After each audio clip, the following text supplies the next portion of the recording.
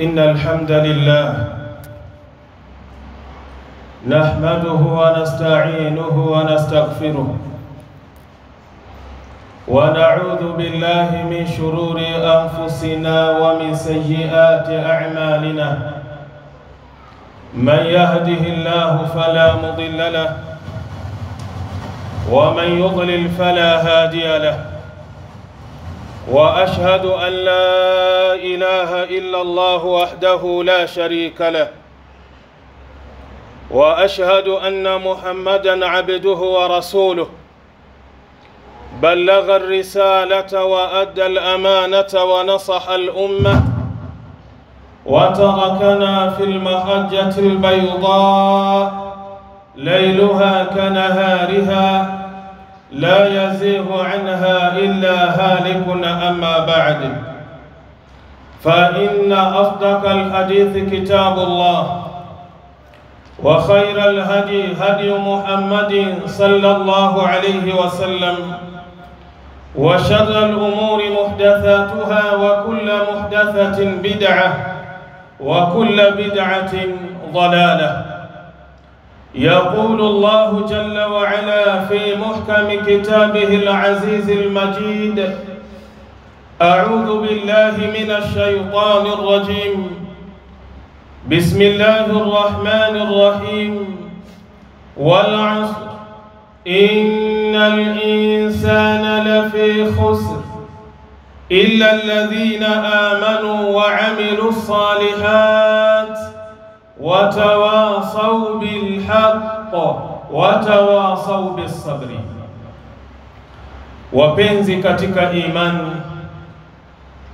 ama baada ya kumhimidi Allah subhanahu wa ta'ala na kumtakia rahma kiongozi wa umma, mwalimu wetu Mtume Muhammadin sallallahu alayhi wasallam, kwanza napenda kuihusia nafsi yangu, pili kuhusia nafsi za waumini wenzangu juu ya sala zima la kumcha na kumwogopa Allah subhanahu wa ta'ala, kwani hakika wamefaulu mbele ya Allah wale ambao wana sifa ya kumcha na kumwogopa Allah subhanahu wa ta'ala. Ndugu zangu katika imani, khutba yangu ya leo insha Allahu ta'ala inasema tariquka ila najahi, njia yako ya kukufikisha wewe katika kufaulu, njia yako ya kukufikisha wewe katika kufuzu. Hii ndio itakuwa khutba yangu insha Allahu ta'ala. Fanajahu, kufaulu, huwa alqudratu ala tahqiqi alahdafi almarsumati fi alhayati, ni uwezo wa kuhakikisha kukamilika malengo ulioyaandaa, ulioyachora katika maisha yako ya dunia. Hii ndiyo maana ya kufaulu. Kila mmoja ana malengo yake katika huu ulimwengu. Anapoyafikia yale malengo ambayo amejiwekea katika maisha yake, huwa ndio tunasema mtu yule amefaulu.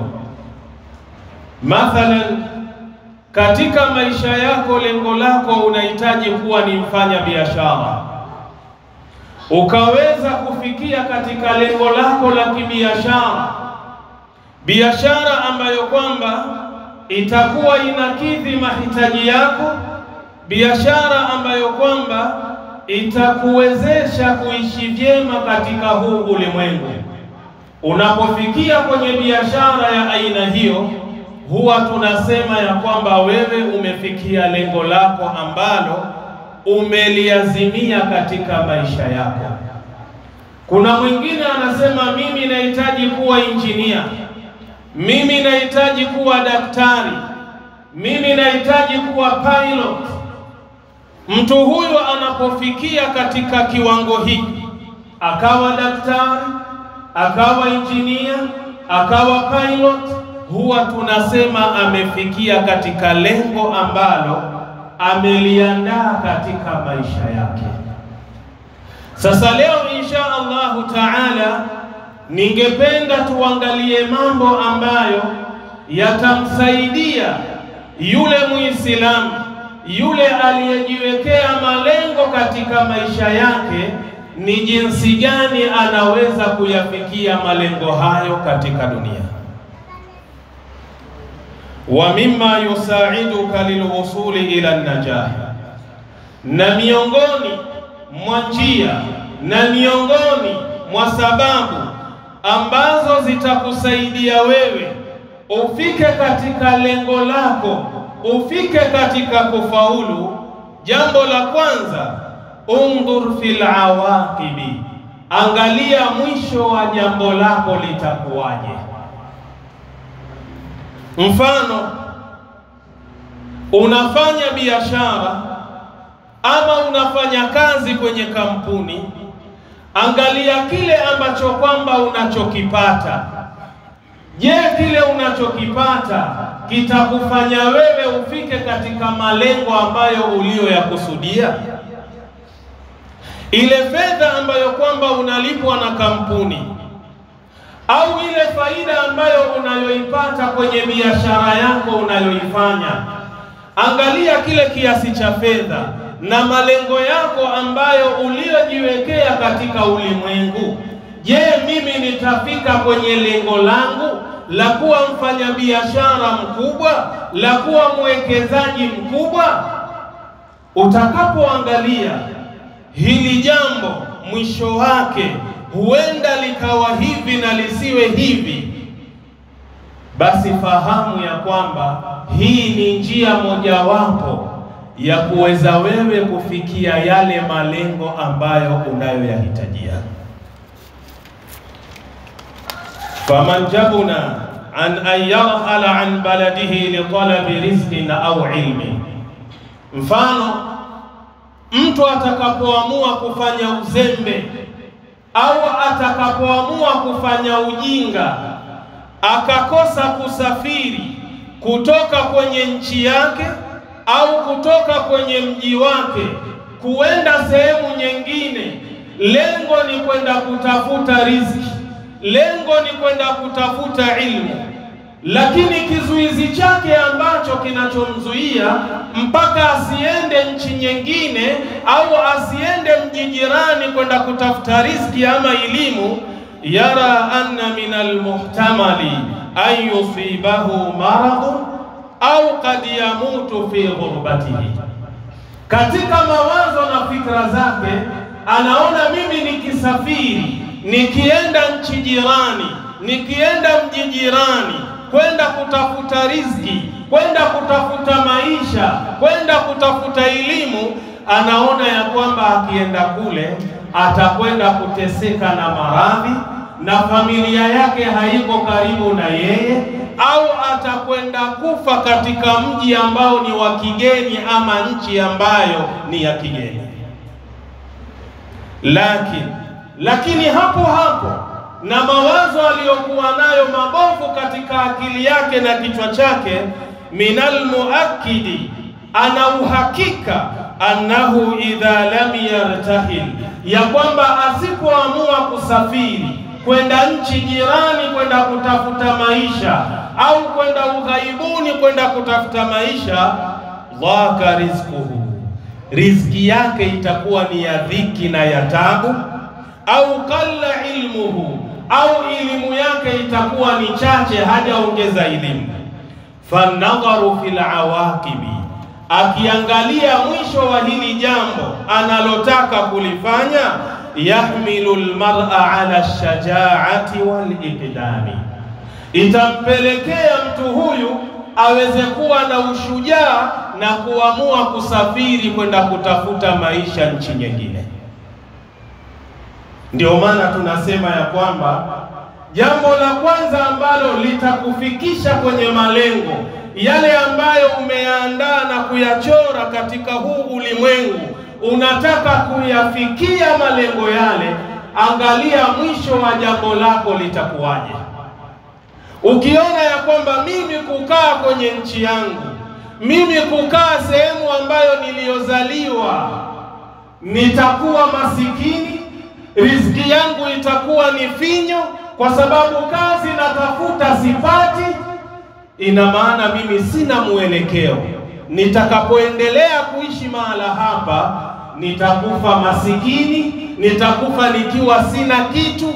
Basi moja kwa moja akilijua hili, atapata ushujaa na nguvu, aamue kuondoka kwenda kutafuta maisha sehemu nyingine, ili asiwe masikini na fukara. Na hili jambo linaumiza watu wengi sana. Mtu ametafuta kazi, amehangaika katika nchi yake, amekwenda kila kampuni, hachukuliwi.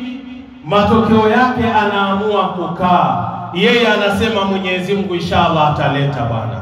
Mwenyezi Mungu ataleta wapi? Wewe unatakiwa ufanye maamuzi ya kiume, uamue kuondoka. Pengine riziki yako haiko hapo, nenda nchi jirani, nenda ng'ambo, katafute maisha. Uenda kule unakokwenda ukafanikiwa.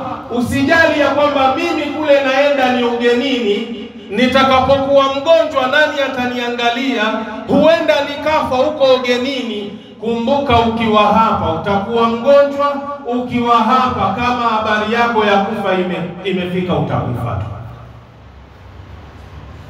Qala Imamu Shafi'i rahimahullah, amesema Imamu Shafi'i, Mwenyezi Mungu amrahamu, mwanachuoni huyu, safir tajid iwadan amma tufariqu. Anasema safiri kwenda kutafuta elimu, safiri nenda kutafuta maisha. Hakika kule unakokwenda utapata nyongeza ya kile ambacho unachokwenda kukitafuta. Usikae katika nchi yako, usikae katika mji uliozaliwa. Amua katafute maisha. Kama hapa maisha hayaja kukalia sawa, ndiyo hapa utapata badala na nyongeza kwa kule kuondoka kwako katika nchi yako, katika mji wako.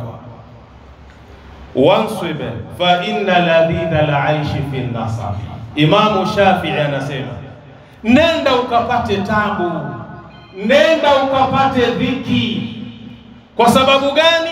Hakika ya maisha mazuri yapo katika ile tabu na dhiki unayoipitia wakati unatafuta unachokitafuta. Hakuna riziki ambayo kwamba inakuja kama maji. Hakuna riziki ambayo inakuja kirahisi. Amua kwenda kupata dhiki na tabu, kwa sababu maisha mazuri yapo katika ile tabu ambayo unayoipitia. Inni raaitu wuqufa alma'i yufsiduhu. Imamu Shafi anasema hakika yangu mimi nimeyaona yale maji yanaposimama huwa yanaharibika. Maji yanapokuwa yapo sehemu moja yamesimama, mara nyingi yale maji huwa yanachafuka. Kunatupwa kila aina ya uchafu katika yale maji, nyasi, majani, kila aina ya uchafu vitakuwepo katika yale maji. Insala taba wa in lam yajri lam yatib. Lakini maji yale yakiwa yana sifa ya kutembea, huwa yanasafishika, yanakuwa safi. Ule uchafu unapelekwa na maji yanajisafisha yenyewe. Lakini maji yale yasipotembea, yakiwa yako sehemu moja, maana yake yale maji kila uchafu utakuwa unaingia ndani na yanazidi kuchafuka. Nini maana yake? Hii inamaanisha ya kwamba ukiamua kukaa katika sehemu uliozaliwa, katika mji ambao uliozaliwa, umekomaa, utaki kwenda kutafuta maisha nje, huenda maisha yako yakawa ya dhiki na tabu. Lakini ukiamua kuondoka kwenda kutafuta maisha mbele mbele, huenda Allah akayanyoosha maisha yako yakawa maisha yaliyokuwa mazuri. Wal asadu laula firaku la ardhi maftarasat. Imamu Shafi anasema, na yule simba lau kama sio kutembea katika ule msitu, katika ile ardhi, asingepata mnyama wa kuweza kula. Wasahmu laula firaqul qausi lam yusibe, na ule mshale kama sio kutoka kwenye upinde usingelenga sehemu ambayo unayoitaka wewe. Sharti ukalenge sehemu unayotaka wewe, ni ule mshale utoke kwenye upinde. Sasa leo kuna baadhi ya watu wana sifa hii. Mtu amekaa maisha tabu, maisha ya dhiki, lakini anakuambia shekhe, hakuna kazi, wacha tumuombe Allah jalla fi'ala, tutapata kazi inshallah. Utapata kazi wapi? Umehangaika, umedhalilika, umeteseka. Jaribu sehemu nyingine, huenda maisha yakaenda kunyooka unapokwenda. Haya maneno ya Imamu Shafi'i utayapata kwenye kitabu Diwanul Imami Shafi'i. Ikhwata al-iman, katika hili jambo la kusafiri, napenda kutoa tahadhari na onyo. Wanaume huwa tunasafiri, lakini tunaposafiri kwa lengo la kwenda kutafuta maisha, huwa tunasahau kunyuma kama tumeacha wake zetu, huwa tunasahau kama tumeacha familia. Mtu anapokwenda kule anakaa miaka 5, anakaa miaka 10, anakaa miaka 2, 3. Kumbuka kule nyumbani umemwacha mke wako.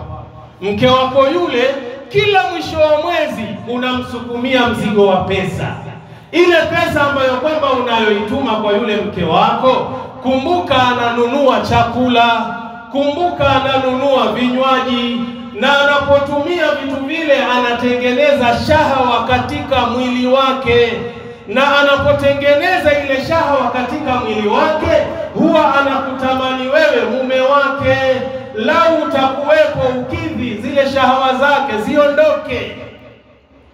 Sasa leo unapokaa muda mrefu, ukiwa safarini, ukiwa ughaibuni, kumbuka zile fedha zako ndio zitageuka kuwa fimbo ya kukuchapia wewe mwanamke. Kivipi? Mwanamke yule ataamua kuitumia pesa yako kuhonga mwanamume yoyote ili aweze kumkidhia yale mahitaji yake ya kimwili. Wewe unamkidhia mahitaji yake ya kimavazi, ya kula, ya kimalazi, lakini kumbuka mwili nao unadai. Kwa hiyo atamtumia mwanamume yoyote kumuhonga ile pesa ambayo unayoituma, lengo ili apate kuondoa yale matamanio yake.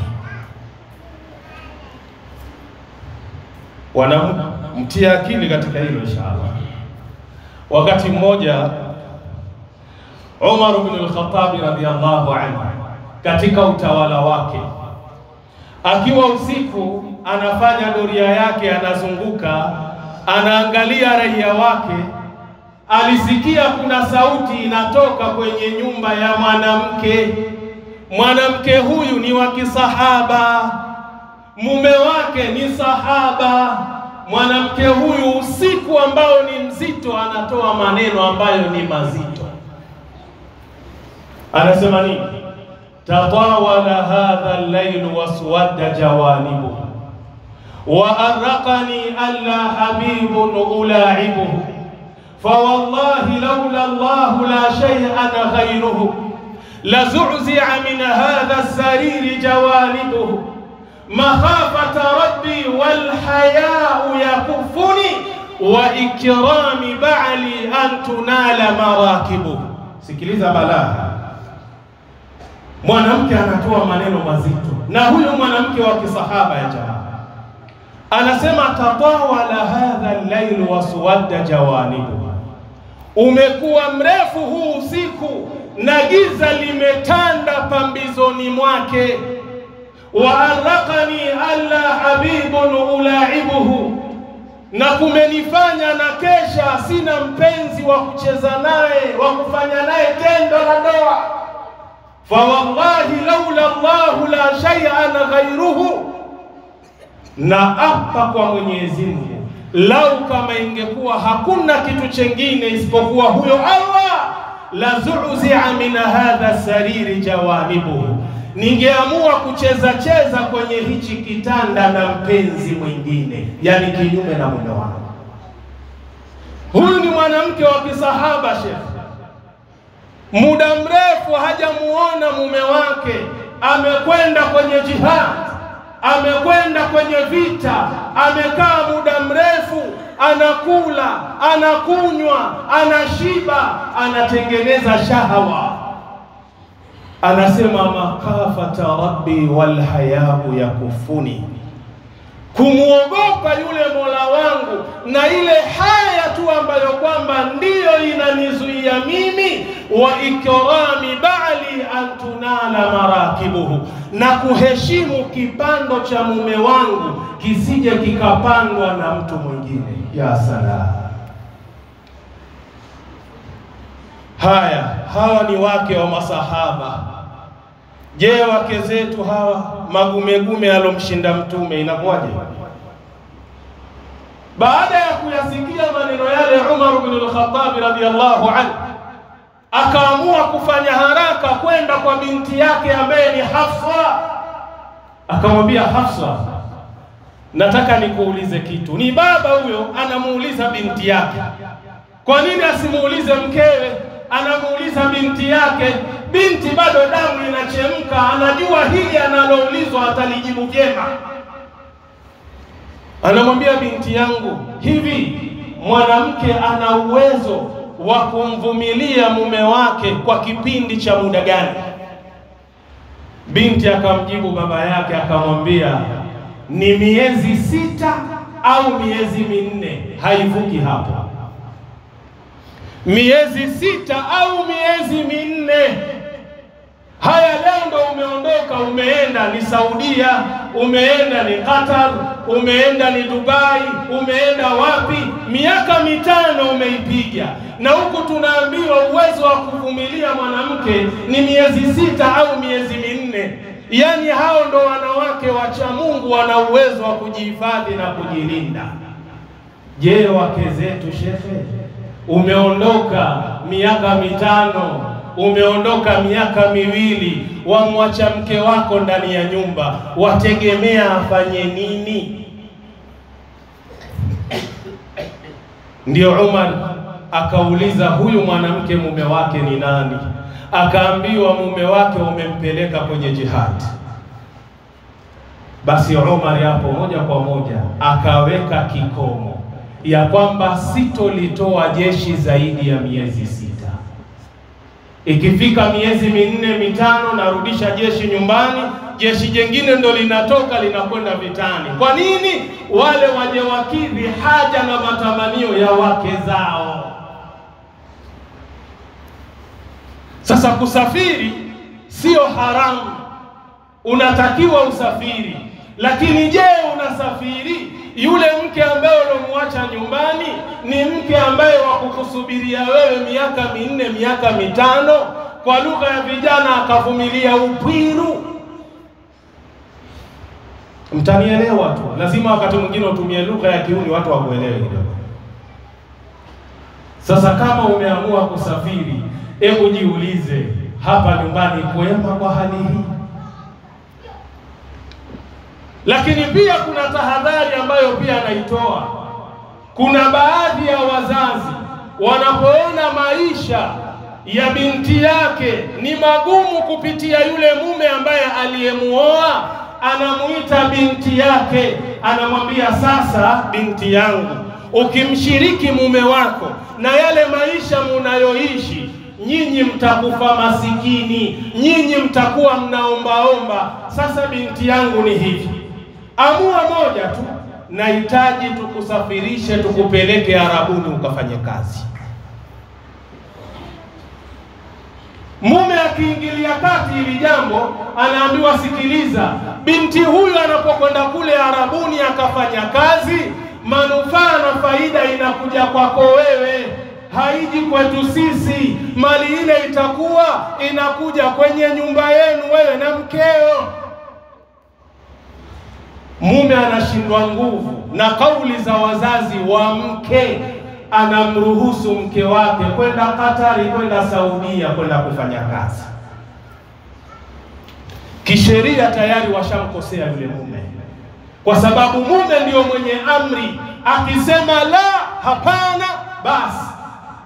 Akisema sawa sawa, na uwe baba huna wivu, ndio umruhusu mke wako aende akafanya kazi Saudia. Kwa nini nakwambia hivyo? Bora akafanya kwenye kampuni, lakini sio kazi ya nyumbani. Kazi ya nyumbani kule, ndugu yangu, kuna matatizo kwa watoto wa kike. Nishalifanyia utafiti hili, sio naropoka tu.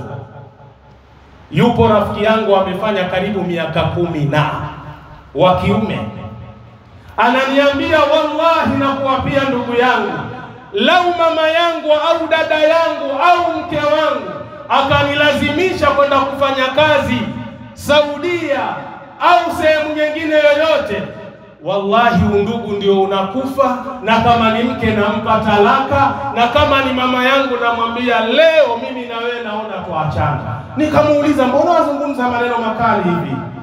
Akasema ndio, najua mimi kile tulichokishuhudia kule. Nikamuuliza, nini umekutana nacho kule? Anasema hawa mabinti zetu wanaosafiri kwenda kufanya kazi za majumbani, kule kuna baba mwenye nyumba na kuna wale watoto wa kiume wa baba mwenye nyumba. Mara nyingi inavyotokea, yule mkeo au binti yako au dada yako akipendwa na baba mwenye nyumba, fahamu hiyo imekula kwako. Kivipi? Atamfuata, atamwambia sikiliza, mshahara natoa mimi, sasa ukinisikiliza nitakupa donge nono, yani mshahara utakuwa mara 3. Haya, wataka nikufanyie nini? Nachotaka mimi wewe uwe starehe yangu, kiburudisho changu. Na wewe umemtoa mke wako ndio akatafute nini kule? Akatafute pesa. Wewe mwenyewe umekaa huko, hakuna midevu waangalia TV, mali yako yaliwa mzee. Binti inabidi akubali, kwa sababu yuko mbali. Akisema atakataa, wanaweza kumtengenezea jambo lolote. Ndio maana wasikia mtu karushwa kwenye gorofa, mara wasikia mtu katiwa kwenye friza. Haya yote yanatokea kwa sababu gani? Ni kukataa yale maombi ya bosi wake wa kiume. Na wakati mwingine wale watoto wa kiume wanajifundisha kufanya jimaa kupitia mke wako. Leo umelala na mtoto huyu, kesho alala na mtoto yule, kesho kutwa na yule, na wote wanajuana kama tunakula mchezo mmoja. Sasa hii safari ya kwenda kule ina faida yake na ina madhara yake. Sasa pia lazima uangalie kabla hujatoa maamuzi ya kumruhusu mke wako kwenda kufanya Saudia. Je, huyu mwanamke akienda kufanya kazi kule, ndoa yangu itakuwa salama? Lazima ufanye maamuzi ya kiume. Kama itakuwa ni kusafiri, safiri wewe mwanamume, na usikae muda mrefu, kwa sababu hilo unaloliofia mkeo akienda kule kufanyiwa, vile vile ukimwacha hapa kwa kipindi kirefu atafanya nini? Atafanyiwa. Itakuwa umeruka mikojo, unakwenda kukanyaga mavi. Kuwa makini. Hiyo ni njia ya kwanza ya kunisaidia mimi na wewe kufika katika malengo tuliyoyaandaa kwenye maisha yetu na kuyachora katika maisha yetu. Nini? Undur fil awaqibi, angalia lile jambo lako kabla hujalifanya, mwisho wake litakuwaje. Ukiona mwisho wake ni waheri, nenda ukalifanya. Lakini ukiona mwisho wake ni mbaya au si mzuri, achana na hilo jambo. Wa mimma yusaiduka ala najahi, na miongoni mwa njia ambazo zitakusaidia ufikie malengo ya kufaulu, la tubali bikalami nasi, usijali maneno ya watu. Usijali maneno ya watu. Mara nyingi tunafeli sisi wanadamu katika biashara, katika kazi, katika jambo lolote ambalo tumeazimia kulifanya katika maisha yetu, lengo tupate kipato na manufaa na faida katika maisha. Tunasikiliza maneno ya watu. Leo mfano tu, unaona mambo yamekuwa magumu. Kila kampuni nimekwenda sijaandikwa kazi, au pengine nimeandikwa kazi lakini kipato chake ni cha chini. Nikiangalia hiki kipato na malengo ambayo nimejiandalia na kujitayarishia mimi mwenyewe katika maisha yangu, siwezi kufikia mafanikio. Ukaamua hapana, bwana, wacha nikafungue kibanda cha M-Pesa. Kibanda cha nini? Cha M-Pesa. Ukaenda pale Sheikh Isa na elimu yako ulokuwa nayo, ukaenda kufungua kibanda cha M-Pesa. Umekaa pale, waweka na kutoa, waweka na kutoa. Siku mbili na kipande, rafiki yako ambaye mmesoma pamoja ana kazi nzuri Sheikh. Akipita, Sheikh Isa ni wewe bwana. Salamu alaykum. Alaykum salam. Yani Sheikh, elimu yote ulokuwa nayo umekuja kuangukia kwenye kibanda cha M-Pesa hichi. Wallahi Sheikh, kesho unioni kwenye hicho kibanda cha M-Pesa. Kwa nini? Nimesikiliza yale maneno ya yule ambaye aliyeniambia. Au mfano ukaamua kununua boksi za maji zile, ukasema maisha magumu, wacha niingie barabarani, jua kali, wacha niuze maji. Unaonekana umebeba makatoni ya nini? Ya maji Sheikh. Maji ngapi Sheikh? 25 bwana. Ukija kufanya hivi rafiki yako umesoma naye. Vipi? Hata kama maisha magumu Sheikh, wauza maji Sheikh, kesho uuze maji tena. Kwa sababu gani? Unasikiliza maneno ya yule uliyekutana naye. Na ndio maana leo vijana tunafeli, tunasema hakuna kazi, lakini tunashindwa kujiajiri sisi wenyewe katika kazi zetu. La tubali bikalami nnas, usijali maneno ya watu. Idha kama almar'u bima taqtadhihi alhikma, pindi mwanadamu anapoamua kusimama katika jambo ambalo ni la sawa, jambo ambalo dini inakubaliana nalo, falyuqaddima ala ma qasada ilayhi, na amue kukifanya kile ambacho amekiazimia na kukusudia kukifanya, duna maltifati au mubalati bikalami ahadi, bila kugeuka kuangalia watu au kusikiliza maneno ya watu. Watu wanasemaje? Achana na maneno ya watu, wewe focus katika kile kitu ambacho unahisi kwenye maisha yako kitakuletea nini? Faida na manufaa. Wa hadha huwa babu al-aqli wan najah, na huu ndio mlango wa kuwa na akili kwa mtu, na vile vile mlango wa kukufikisha wewe kwenye kufaulu. Liannahu, kwa sababu la ahada yaslamu min kalami nnas, hakuna mtu yoyote katika ulimwengu huu ambaye ana uwezo wa kusalimika na maneno ya watu. Waridhishe watu wote, lakini katika wale unaowaridhisha wale, kuna ambao watakusema vile vile. Leo mimi nawapeni mfano mmoja. Mathalan, ametokea tajiri akaja mpaka kwangu mimi Sheikh Isa. Sheikh Isa bwana, mimi nahitaji kutoa msaada katika kijiji chetu, lakini nahitaji kila mwana kijiji nimpe 100,000 angalau aanzie maisha. Nisikilizeni vizuri nimpe kila mwana kijiji 100,000 aanzie nini? Maisha. Mimi jambo hili nitakataa kwa watu wangu wasifanyiwe? Lazima nitalikubali. Nitamwambia sawa Sheikh, lakini mimi ninachoomba pesa hiyo isipitie mikononi mwangu. Naomba wewe mwenyewe uwe na begi lako la pesa, unazunguka kila nyumba ya Muislamu, utoe hiyo 100,000 kwa lengo la kuwasaidia. Watu watapokea ile pesa, watafurahi sana, alhamdulillah, mashaallah, mashaallah. Baada ya hapo wale watu walokaa wakafurahi, watakaa chini. Kama sisi tumepewa 100,000, hivi Sheikh Isa kapewa ngapi? Unaona balaa sasa. Ndio maana nasema ya kwamba hakuna mtu ambaye anaweza kusalimika na maneno ya watu. Kama wewe umeamua kufanya biashara yako, ziba masikio yako na fumba macho yako. Anayekuja akakwambia upuuzi, achana naye. Maadamu wewe wajua mimi naingiza pesa ambayo yanisaidia kwenye maisha, fanya shehe, maadamu biashara ni ya nini? Ni ya halali.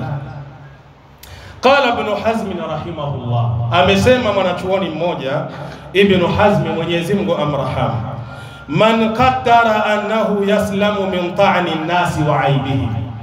Anasema Ibn Hazm, yoyote ambaye anahisi ana uwezo kwamba yeye anaweza kusalimika na matusi ya watu na kasoro na aibu za watu, fahuwa majnunun, huyo mwenda wazimu.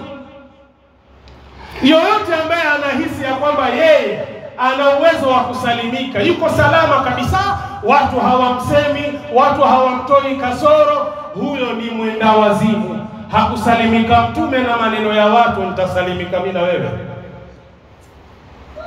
Mtume alisalimika kweli?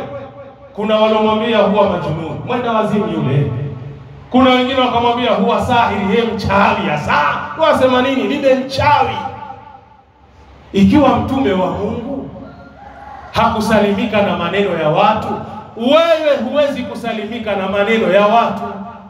Leo mimi nakupeni mfano. Biashara zetu hizi ambazo tunazozifanya zinafilisiwa na watu aina tatu. Lau mathalan umeamua kufungua duka, umepata vijipesa vyako shehe, ukasema alhamdulillah, wacha nifungue duka. Basi watakaoua lile duka ni watu aina ngapi? Watu aina tatu. Aina ya kwanza ni watu wako, familia yako. Eti siku hizi bwana kafungua duka shehe. Watu wanaanza kukusema shehe, siku hizi kafungua duka. Tutaona hilo duka kama litafika vipi. Alafu hao ndio wanakuja kwenye ile duka shehe. Ami, salamu alaykum. Alaykum salam. Baba mdogo, nimekuja bwana nyumbani, siwajua bwana. Wanao kule hawaja kula kitu bwana tangu asubuhi mpaka saa hii.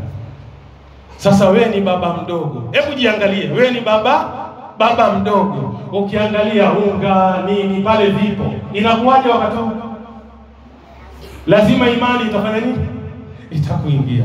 Inshallah, haina shida. Mwenyezi Mungu inshallah atawajalia mtafanikiwa. Aingie pale mifuko 3 ya unga ya sima, mifuko 3 ya unga wa ngano pale, sukari, mchele, achukua na hii 500 inshallah mtakwenda kutumia. Oya, ule mzigo ambao umenunua tayari umekwenda nini? Umeenda hasara. Sasa wanaoua biashara watu wa kwanza familia yako sheikh. Watu aina ya pili ni marafiki. Hawa marafiki sheikh, jamaa amekuja pale, asalamu alaykum. Wa alaykum salam. Rafiki vipi bwana? Siwajua mimi na wewe tumeshibana bwana. Wewe ni mimi na mimi ni wewe sheikh. Ndugu yangu bwana nina matatizo kadha wa kadha. Anaanza kukuhesabia matatizo. Baada ya dhalika unafanya nini? Unamsaidia. Biashara inafanya nini hivyo? Inaanguka. Ndugu wanachukua, marafiki nao wanachukua.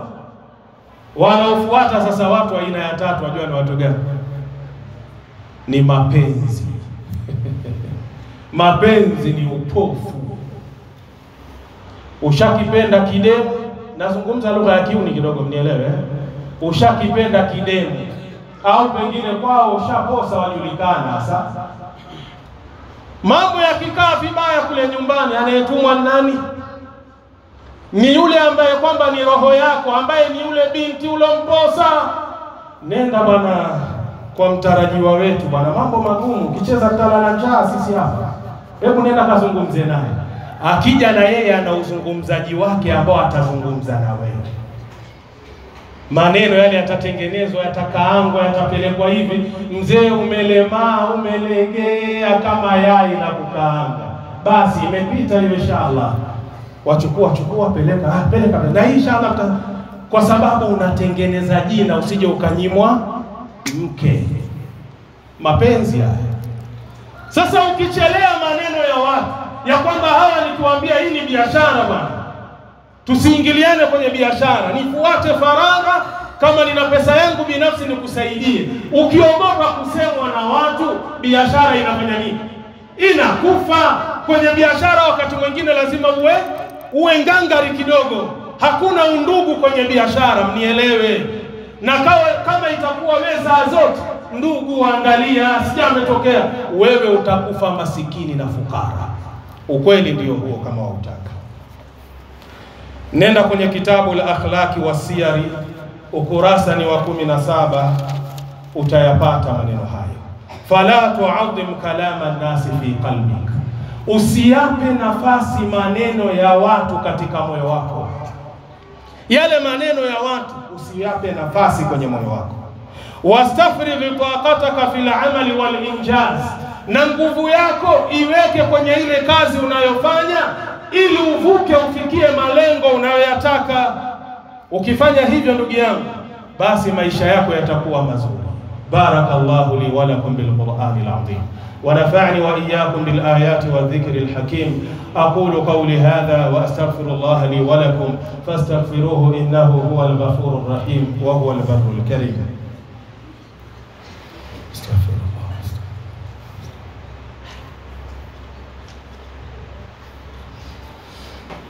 بسم الله الرحمن الرحيم. الحمد لله رب العالمين، والصلاة والسلام على أشرف الأنبياء والمرسلين وعلى آله وصحبه أجمعين. أما بعد، إخوة الإيمان, ningependa tuangalie jambo moja yaliyosalia, tutakuja maliza Ijumaa inayofuata insha Allah.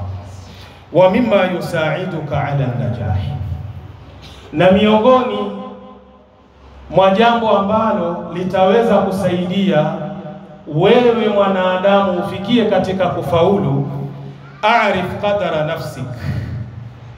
Kabla hujalifanya lile jambo, hebu angalia uwezo wa nafsi yako. Angalia uwezo wa nafsi yako, kwamba hili jambo nitaweza kulifanya au sitoweza kulifanya. Fala tuqdim ala amalin, wala usijaribu kufanya kazi au jambo lolote illa wa anta qadirun alayhi, isipokuwa uwe na uwezo wa kulifanya lile jambo. Fala tukallif nafsak, usijaribu kuikalifisha na kuipa uzito nafsi yako, ma la tutiquhu, lile ambalo kwamba usiloliweza.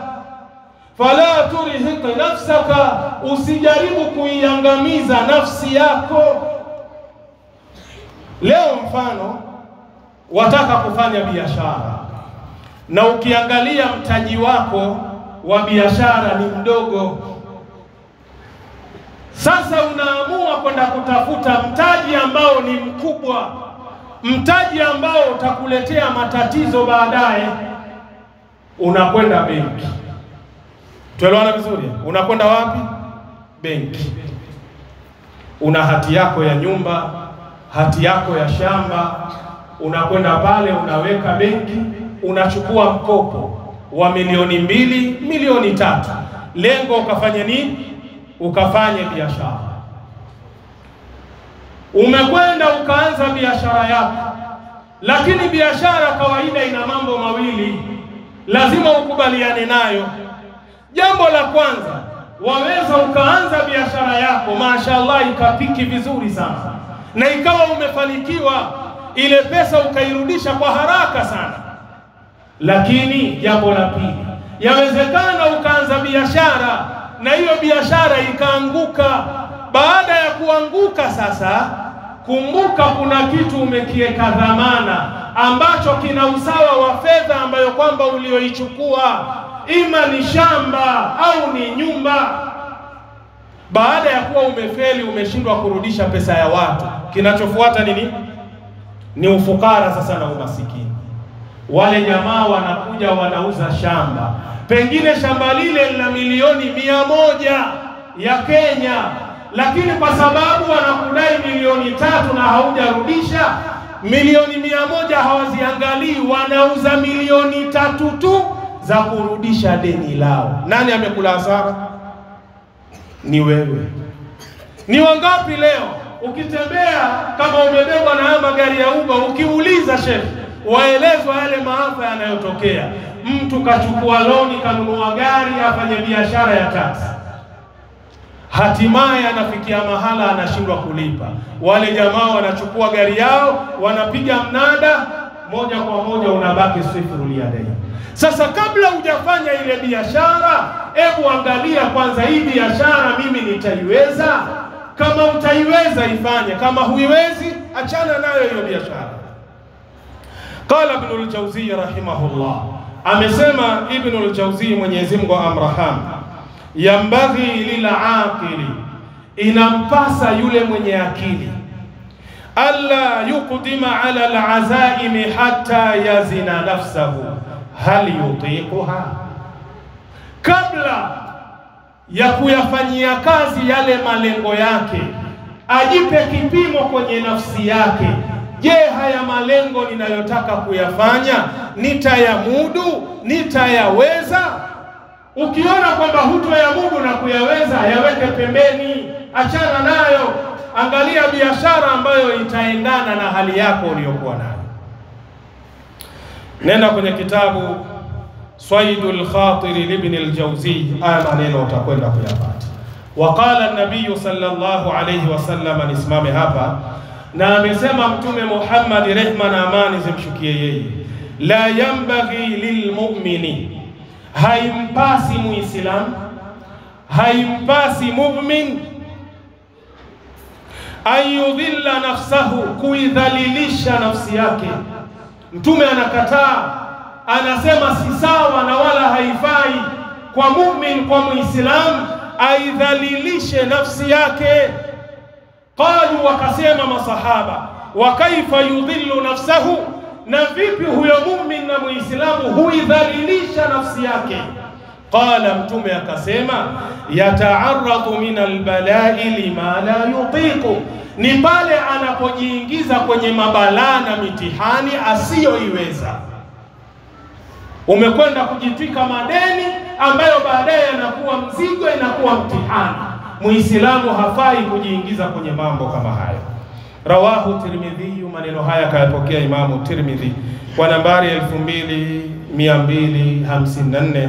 Sheikh Albani ameyasahihisha maneno haya fi hidayati ruwati, utayapata kwa nambari 2437.